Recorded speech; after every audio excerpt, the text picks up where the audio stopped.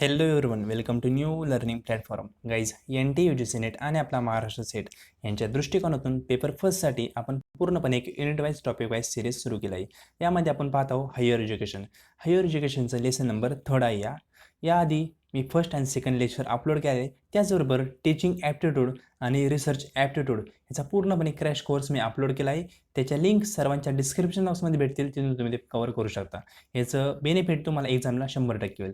Guys, आपण higher एज्युकेशनमध्ये पुढचे लेसन पाहण्याआधी जे विद्यार्थी या चॅनलवर नवीन आहेत त्यांनी चॅनलला सबस्क्राईब करायला विसरू नका, जेणेकरून तुम्हाला कोणत्याही सेटनेटबद्दल अपडेट असेल किंवा कोणती इन्फॉर्मेशन असेल ती तुम्हाला या चॅनलवर लगेच भेटेल. त्याचबरोबर गाईज, हे लेसन कंप्लीट झाल्यानंतर आता हायर एज्युकेशनचे लेसन नंबर 3 आहे. टोटल 12 लेसन हायर एज्युकेशनचे तुम्हाला भेटतील. तर हे लेसन कंप्लीट झाल्यानंतर तुम्हाला या हायर एज्युकेशनची पूर्णपणे PDF आपले VPD एज्युकेशन या नावाचे टेलिग्राम चॅनल आहे, त्यावर तुम्हाला भेटेल. त्यासाठी लिंक डिस्क्रिप्शन बॉक्समध्ये दिलेली टेलिग्राम चॅनलची, त्याला जॉईन व्हायला विसरू नका, जेणेकरून तुम्हाला पूर्णपणे PDF एकाच खटी भेटून जाईल. गाईज, हे लेक्चर सुरू करूया.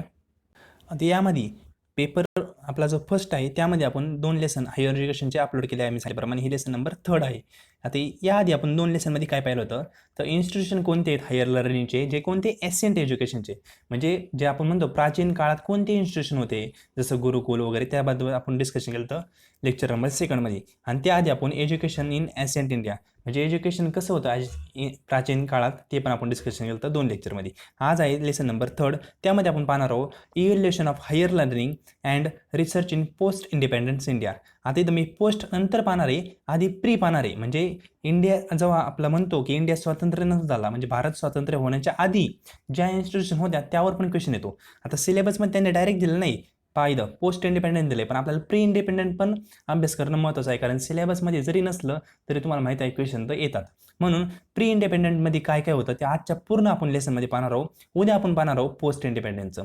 तर प्री इंडिपेंडंट म्हणजे काय, तर 1947 या आधीचे कोणते कायदे होते, या आधी कोणत्या कमिट्या बसवल्या त्या एज्युकेशनसाठी, त्या सर्व कमिट्या कायदे आपण या व्हिडिओमध्ये डिस्कशन करणार आहोत. ते पहा, evaluation of higher education in India, म्हणजे हे कोणतं पाहतोय आपण, पण प्री इंडिपेंडंट. आता मी तुम्हाला सांगितल्याप्रमाणे आपण काय केलंय, 3 एज्युकेशनचे फॅक्टर केलेत. पहिलं कोणतं होतं, एसियंट एज्युकेशन, नंतर प्री इंडिपेंडंट आणि नंतर पोस्ट इंडिपेंडंट.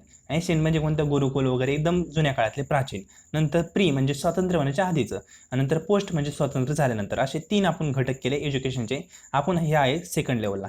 इथं पाहणार आहोत प्री इंडिपेंडंटमध्ये काय काय कायदे होते, कोणते कोणते कायदे आणले होते, इंग्रजांनी कोणते कोणते एज्युकेशनच्या पॉलिसी आणल्या होत्या, त्या सर्व गोष्टी या व्हिडिओमध्ये आपण डिस्कशन करणार आहोत. तर हे पास सुरू करूया. आता यामध्ये तुम्हाला फक्त पाठ करायचं आहे. गोष्टी इथं समजून सांगण्यासारखे कोणत्याच नाहीत. कायदे आहेत, पेपरला ॲज इट इज येतात. फॉर एक्झाम्पल आता येईन की फर्स्ट टीचिंग कधी आलं होतं, तुम्हाला फक्त ॲक्ट त्याचा माहीत पाहिजे. त्याचा डीपमध्ये क्वेश्चन येणार नाही इथून, कारण सिलेबसमध्ये ॲक्च्युली दिलेलंच नाही. क्वेश्चन आला तर कसं येईल, डायरेक्ट असं म्हणजे ॲक्ट येईल किंवा ते कशासाठी आलं, मी जे इथं इन्फॉर्मेशन दिली आहे त्याच्या बाहेर क्वेश्चन येणार नाही. क्वेश्चन येतो इथून, जरी सिलेबसमध्ये नसलं तरी क्वेश्चन येत असतो, म्हणून मी इन्क्लूड केला आहे आपल्यामध्ये. तर पहिले लक्षात ठेवा, फर्स्ट टीचिंग कोणी दिलं, तर आता याचं मी एक मिनटं.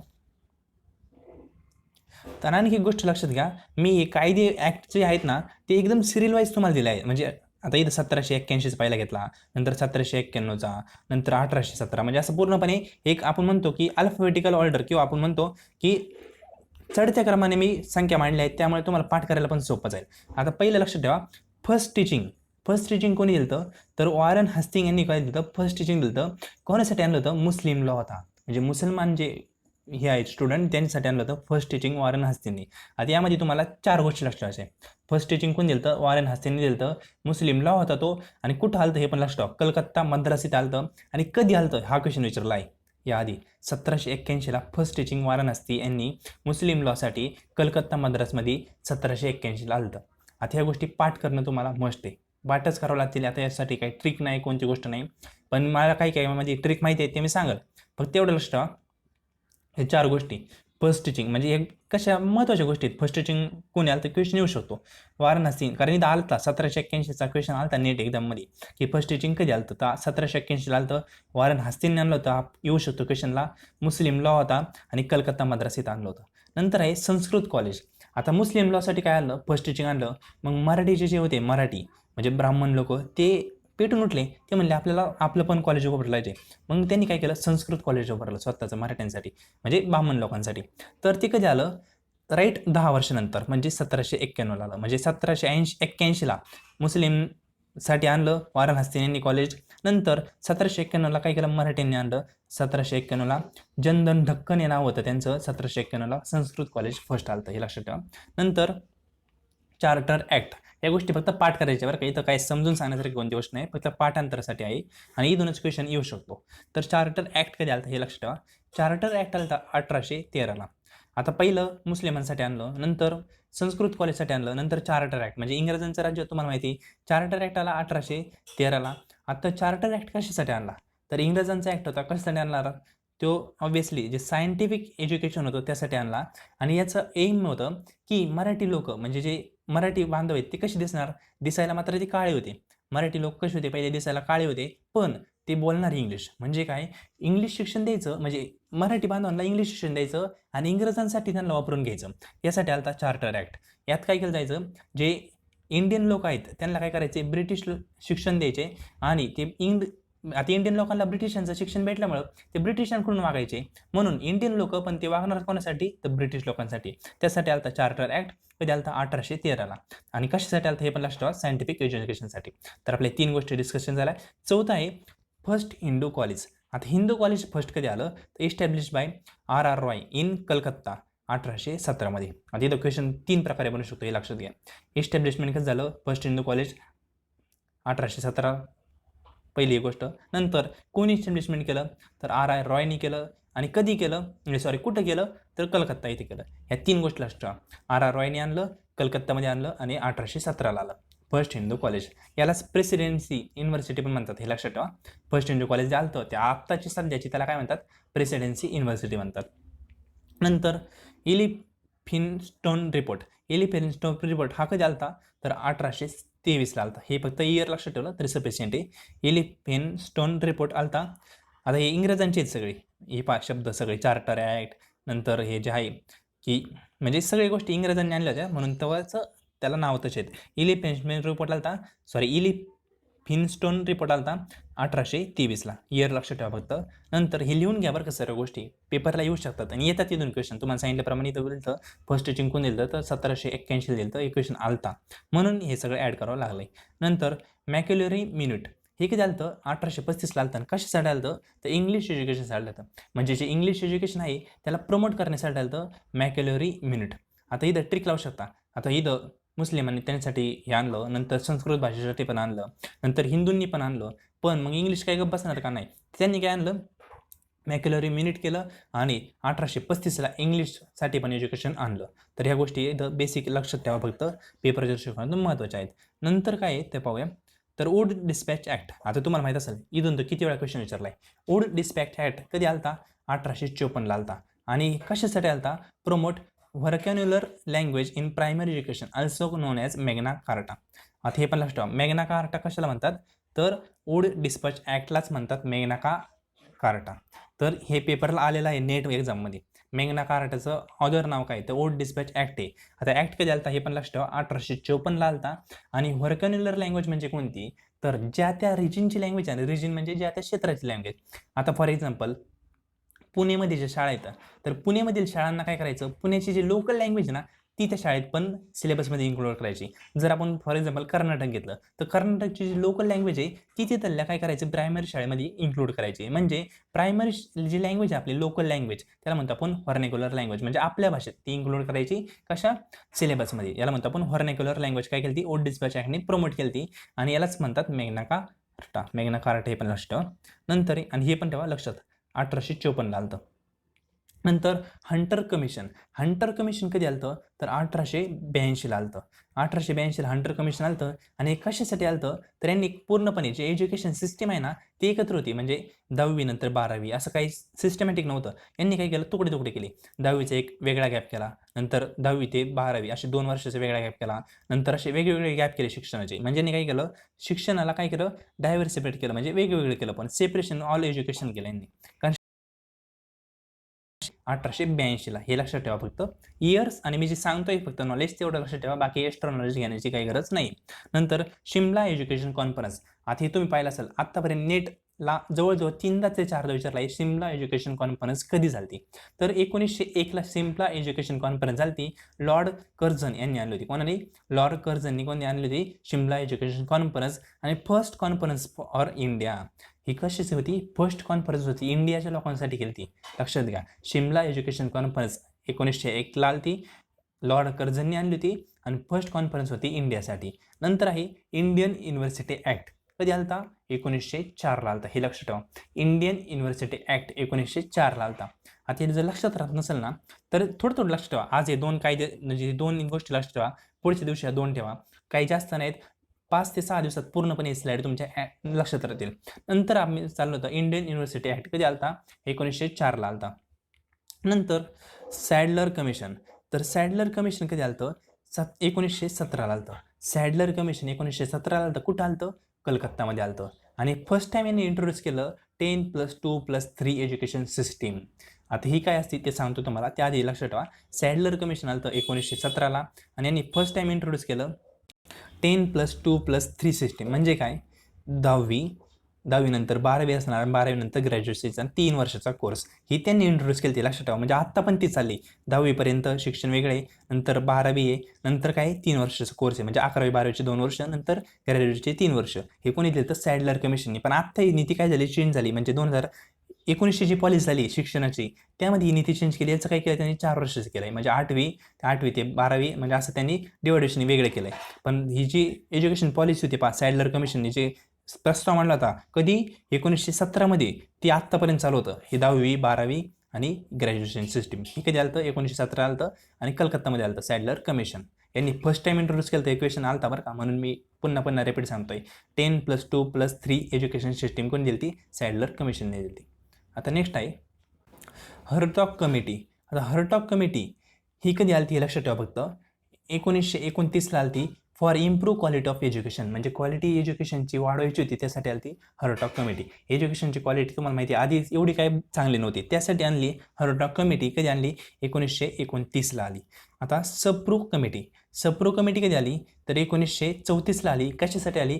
इंग्लिश एज्युकेशन आणायचं त्यांना. म्हणजे आता तुम्हाला माहिती आहे की ब्रिटिशांचा काळ या 1934 वगैरे, त्यांनी काय केलं? इंग्लिश एज्युकेशन आणायचं होतं, त्यासाठी सप्रू कमिटी इंग्रजांनी बसवली. ती कधी आली? 1934ला आली. फक्त ते ॲक्ट वगैरे लक्षात ठेवा, तेवढं सफिशियंट आहे एक्झामसाठी. नंतर वधवा स्कीम. आता हे IMP बरं का, वधवा स्कीम ऑफ एज्युकेशन खूप महत्त्वाचे आहे. नेट सेट एक्झामला कायम येत असतं. वधवा स्कीम ऑफ एज्युकेशन आलतं कधी? 1937ला आलतं. आणि यालाच आणखी नाव काय आहेत तर हे पण लक्षात ठेवा. वधवा स्कीम ऑफ एज्युकेशनला काय म्हणतात? तर नई तालीम किंवा बेसिक एज्युकेशन पण म्हणतात. वधवा ती स्कीम ऑफ एज्युकेशन. आणखी 2 नावं विचारतात, नेटला विचारलं होतं. नई तालीम हे आणखी कशाचं नाव आहे? तर Wadhwa scheme of education. Wadhwa म्हणतोय मी. वर्धा स्कीम ऑफ एज्युकेशन यालाच म्हणतात नई तालीम आणि बेसिक एज्युकेशन. आणि ही कोणी दिलती? तर गांधीजींनी दिलती. लक्षात ठेवा, गांधीजींची फिलॉसॉफी होती, म्हणजे गांधीजींचे विचार आहेत ना ते शिक्षणामध्ये आणायचे होते. त्यासाठी कोणती आलती? वर्धा स्कीम ऑफ एज्युकेशन आलती. 1937ला आलती. याला आणखी एक नावाने म्हणतात नई तालीम किंवा बेसिक एज्युकेशन. आणि कशासाठी आलती वर्धा स्कीम ऑफ एज्युकेशन? तर गांधीजींची फिलॉसॉफी आहे ती एज्युकेशनमध्ये यांना आणायची होती. हे लक्षात ठेवा. नंतर सार्जेंट रिपोर्ट हा कधी आलता? 1944ला आलता. आणि रिकमेंडेशन कोणाचं होतं? तर सार्जेंट रिपोर्ट आलता 1944ला. आणि यांनी काय रिकमेंड केलं? तर UGCला रिकमेंड केलं. म्हणजे हायर एज्युकेशनसाठी जे UGC म्हणजे युनिव्हर्सिटी ग्रँट कमिशन कोणी रिकमेंडेशन केलं तर 1944ला सार्जेंट रिपोर्टनी एक रिकमेंडेशन केलं. हे लक्षात ठेवा, पेपरला येऊ शकतं आणि आलेलं पण आहे. सार्जेंट रिपोर्ट यांनी काय केलं तर UGCला रिकमेंडेशन केलं. लक्षात घ्या, UGCची पहिल्यांदी गोष्ट कोणी म्हणली होती? सार्जेंट रिपोर्टनी. म्हणजे आत्ता पण UGCच्या अंडर चालतं सेट नेट. हे कधी आलं हे पहा, रिकमेंडेशन कधी झालं? 1944ला झालं. म्हणजे सार्जेंट रिपोर्ट यांनी पुन्हा का सांगतोय तर लक्षात राहतो. सार्जेंट रिपोर्ट आलता 1944ला. त्यांनी first time university Grant commission काय केलं? रिकमेंडेशन केलं. आता रिकमेंडेशन झाल्यानंतर UGC आलं कधी तुम्हाला माहीत पाहिजे? 1953ला काय झालं? UGC अनाउन्समेंट झालं आलतं. आणि UGC ॲक्ट कधीच आहे? 1956चा UGC ॲक्ट. हे लक्षात ठेवा. UGC आलतं 1953ला, पण UGC ॲक्ट आहे 1956चा. नंतर AICTE म्हणजे All India Council of Technical Education. आता हे कधी आलतं? All India Council of Technical Education 1945ला आलतं. आणि कशासाठी आलतं? टेक्निकल एज्युकेशनसाठी. शब्दात पहा टेक्निकल, याचा फुल फॉर्म अनेक वेळा एक्झामला विचारला आहे, लक्षात घ्या. All India council for technical education म्हणजे AICTE 1945 आलं होतं एक्झामला. हे पण विचार आहे नेटच्या एकदा 1945ला, म्हणजे हे याचं इयर विचारलं होतं कधी आलं होतं ते 1945ला आलं होतं. आणि कशासाठी आलं होतं तर टेक्निकल एज्युकेशनसाठी आलं होतं. फुल फॉर्ममध्ये शब्द आहे टेक्निकल एज्युकेशन. तर बेसिक ह्या गोष्टी होत्या पेपरच्या दृष्टिकोनातून खूप महत्त्वाच्या आहेत. एकदा पुन्हा रिपीट करतो, एकदा पुन्हा लक्ष द्या. फर्स्ट टीचिंग कधी आली ती वाराणसी आली, मुस्लिम लॉ आलता, कलकत्ता मद्रास इथं आली आणि कधी आली 1981 आली. नंतर संस्कृत कॉलेज आलं, कारण मुस्लिमने आणलं, मग संस्कृत ब्राह्मणांच्या लोकांनी, सॉरी रागनाक मानू, ब्राह्मणचे म्हणजे तेव्हा ब्राह्मण हे वरिष्ठ होते, त्यांच्याकडं ज्ञान खूप होतं, म्हणून त्यांनी काय केलं संस्कृत कॉलेज आणलं. कधी आणलं 1991ला आली. जनधन ढक्कन यांनी आणली, कधी आली 1791ला आली. नंतर चार्टर ॲक्ट कधी आला 1813ला आला. Indian learn for British for scientific education यासाठी आलं होतं. नंतर फर्स्ट हिंदू कॉलेज कधी आलं होतं R.I. रॉयने आणलं होतं 1817ला आलं होतं आणि कुठं आलं होतं कलकत्ताला आलं होतं. नंतर एलिफिन्स्टोन रिपोर्ट कधी आलं होता 1823ला आलं होता. नंतर मॅक्युलरी मिनिट कधी आलं होतं 1835ला आलं होतं. आणि कशासाठी आलं होतं इंग्लिश एज्युकेशन आणायचं होतं त्यासाठी मॅक्युलरी मिनिट आलं होतं. नंतर आहे वूड डिस्पॅच ॲक्ट, हा महत्त्वाचा आहे. 1854चा वूड डिस्पॅच ॲक्ट आहे. आणि कशासाठी आला होता तर लोकल लँग्वेज म्हणजेच व्हर्नेक्युलर लँग्वेज म्हणजे लोकल एरियाची लँग्वेज प्रायमरी एज्युकेशनमध्ये आणायची त्यासाठी आलं होतं.